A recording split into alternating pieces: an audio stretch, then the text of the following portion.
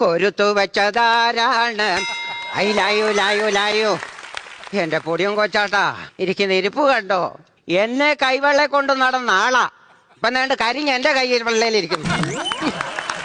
വിടരും മുമ്പ് കൊഴിഞ്ഞു പോയ എന്റെ പുഷ്പമേ, എന്റെ പൊടിയും കൊച്ചാട്ടാ, നിങ്ങളുടെ ഇഷ്ടം പോലെ ഞാൻ കാശി കൊണ്ട് ഞാൻ ഒഴുക്കും. അതിന് കാശ് ഒരു പ്രശ്നമല്ല, ഞാൻ കാശി തന്നെ കൊണ്ട് ഞാൻ ഒഴുക്കും. ഞാൻ റെയിൽവേ സ്റ്റേഷനിൽ വന്നടാ.